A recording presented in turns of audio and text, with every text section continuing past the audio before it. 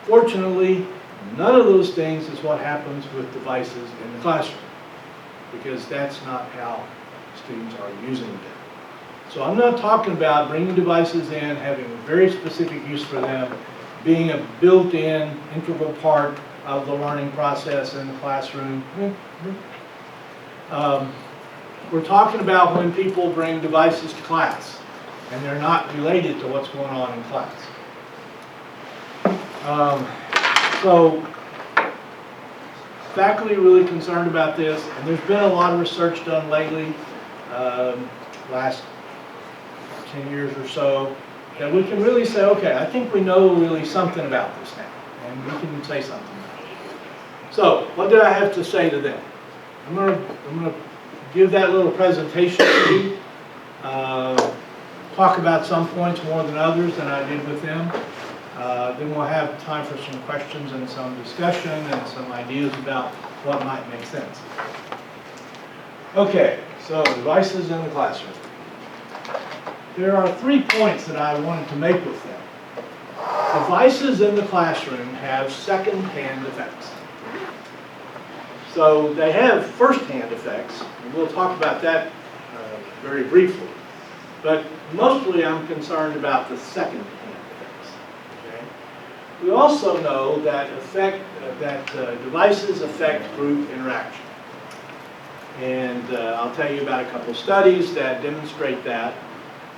And then we'll talk about what's called brain drain, device brain drain. And I'll show you a couple of slides. Okay? So first of all, now the group that I presented this to were all faculty, and they've all had, most of them, some statistics and familiarity with these kinds of graphs that I'm going to show you, and you probably haven't, so you can look at them. I will tell you what they mean. If you don't really understand the graph, then that's really not on you. That's something you'll learn how to do soon, I'm sure, if you don't already. So let's look at this first study.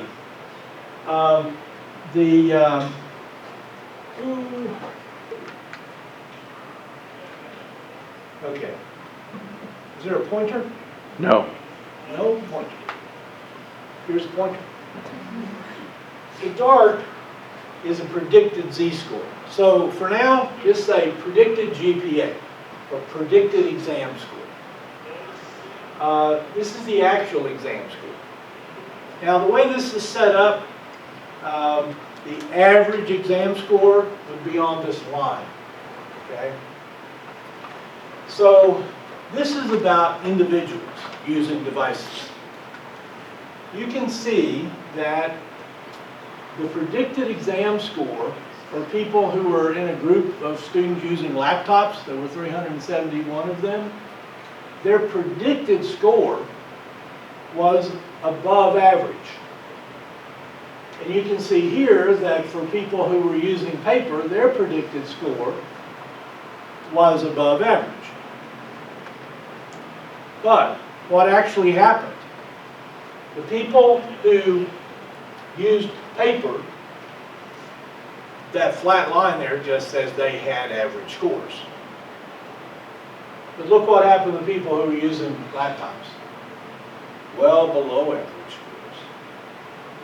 So this slide and several studies show that people who use laptops in the classroom do poorly compared to people who don't.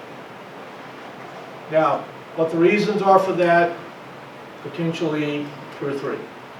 One is that they're attempting to take notes and interact with the material using laptops and typing, and that just seems not to be as good for what's going on in your brain as writing.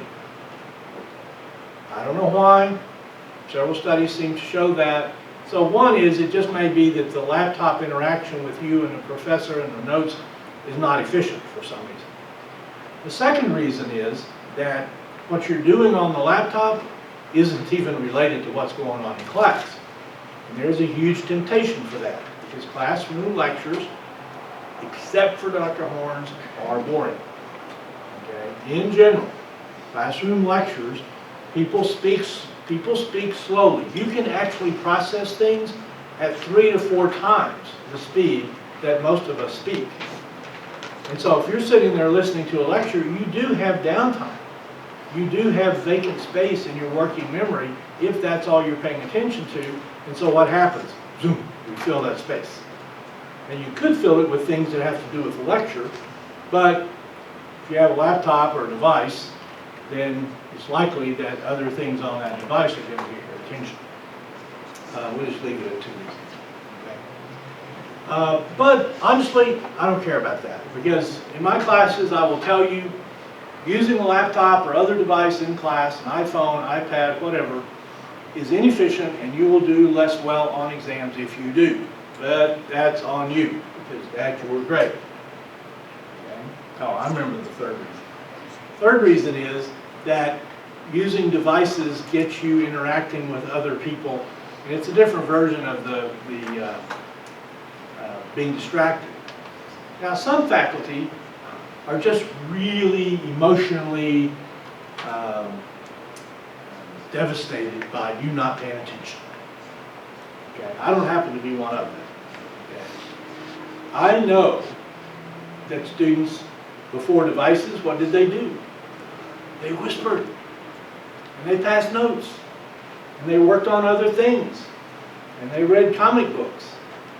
Yeah, ever since Socrates, students have done that. So I know they do that.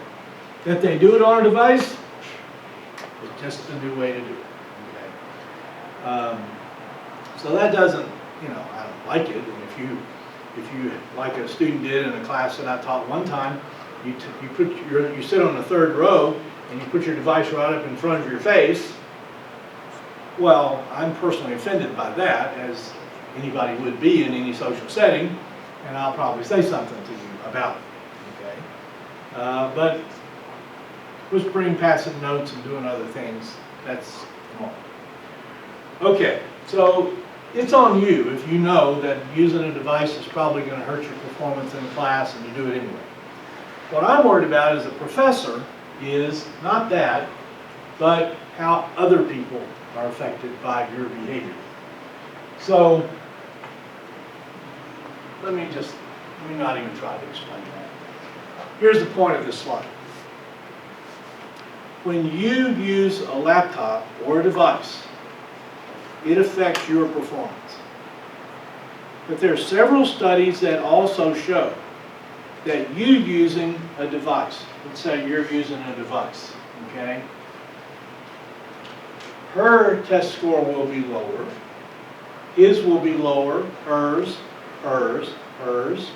probably both of you guys, and probably you all. Why is that?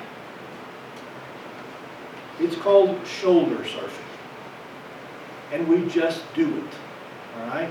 It is something that we're just, other people's screens are attractive to us, just like our own screens are attractive to us. And some people that, well, that's creepy, but hey, it just is. So we know from research that not only will your test score be lower, but so will all these other people. Now, as a professor, I'm very interested in that, because this one person's behavior is creating a less effective learning environment for a bunch of other students.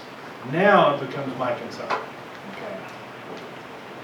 So, when some people use devices, other people's grades suffer.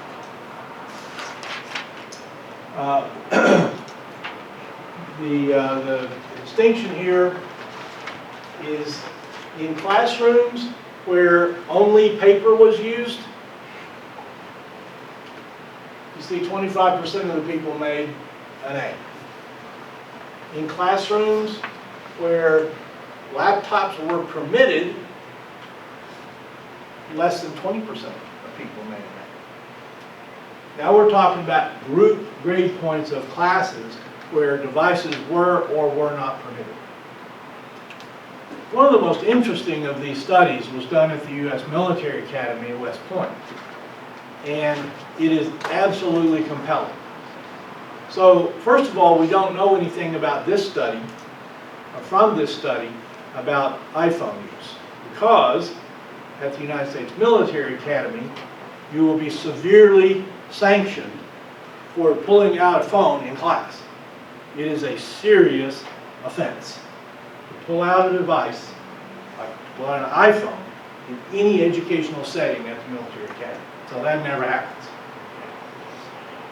But iPads and laptops are a different story.